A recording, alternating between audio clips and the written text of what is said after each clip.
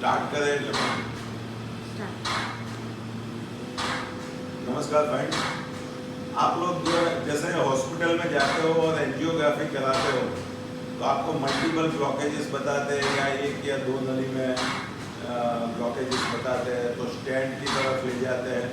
अगर multiple blockage है और लॉन्ग सेगमेंट लीजन है तो आपको बाईपास की तरफ ले जाते हैं। तो एक ये मोडालिटी है ECP, enhance external cardiac counter pulsation.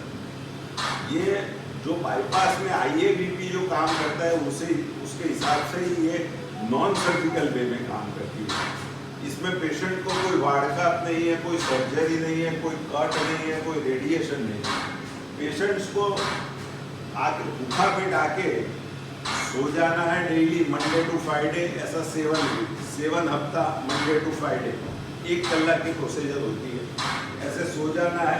Technician leg lower leg के बाद में कफ लगाएंगे, मिडल लेग में लगाएंगे और बटक्स के बाद में कफ लगाएंगे और ECG के 3 इलेक्ट्रोड्स लगेंगे।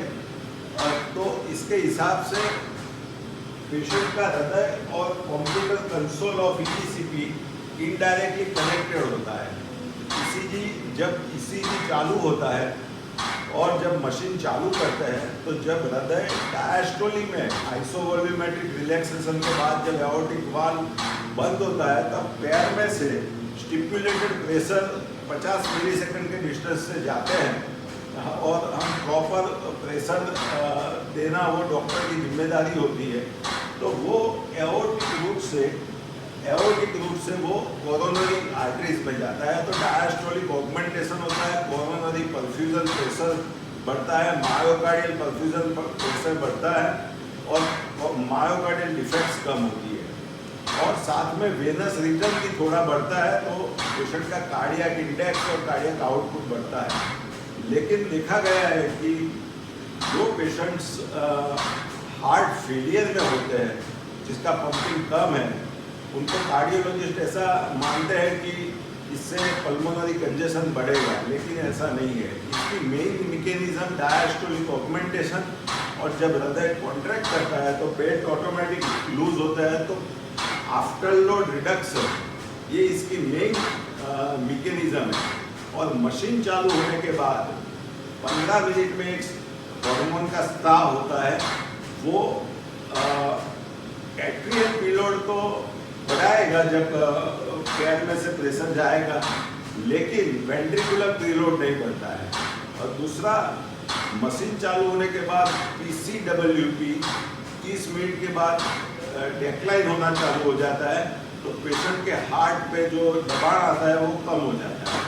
और साथ में सतत 1 कलाक की प्रोसीजर डायस्टोल सिस्टोल में जब हृदय का मिल्किंग होता है तो नई नई रक्तवाहिनियाँ डेवलप होती है और vascular endothelial growth factor, platelet derived rich growth factor, hepatocyte rich growth factor और दूसरे अच्छे केमिकल जैसे नाइट्रिक ऑक्साइड वगैरह का स्राव होता है। तो नई नई रक्तवाहिनियाँ बनती हैं और इन्फ्लेमेटरी मार्कर्स जैसे कि इंटरल्यूकिन अल्फा B और दूसरे इन्फ्लेमेटरी साइटोकाइनिन्स कम हो जाते हैं।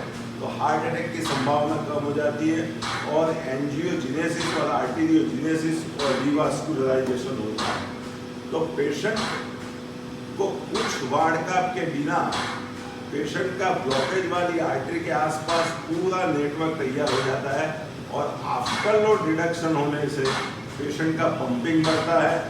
लेकिन इन्फ्लेशन डिफ्लेशन को मैनेज करने के लिए उसको प्रॉपर मात्रा में देना पड़ता है, प्रॉपर टाइमिंग पे देना पड़ता है। तो ट्रेन डॉक्टर से ही ECP लीजिए।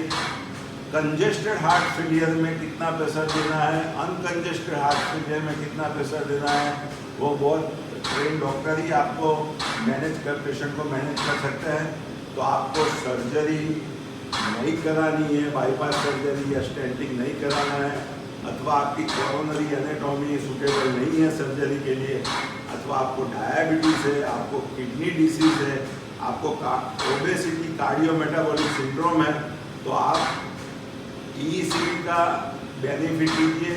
इससे आपको सर्जिकल इंटरवेंशन से ज़्यादा फायदा मिलेगा। और हार्ट फेलियर के पेशेंट्स में पंपिंग बढ़ जाता है, सिस्टोलिक फंक्शन और डायस्टोलिक डिसफंक्शन दोनों इम्प्रूव होता है, तो पेशेंट का एक्सरसाइज टॉलरेंस बढ़ता है और नेचुरल बाईपास होती है विदाउट एनी सर्जरी और स्टेंटिंग। तो ईसीपी को इसीलिए यूएस एफडीए ने heart attack, cardiogenic shock, congestive heart failure, intractable angina class 2B वगैरह के लिए और क्रॉनिक फटीग सिंड्रोम के लिए पास किया है। तो हर एक हार्ट पेशेंट को allopathic medical treatment, lifestyle modification के साथ में जो सर्जरी अवॉइड करनी है और हृदय वीक है तो ईसीपी ट्रीटमेंट मस्ट लेना जरूरी है। नमस्कार।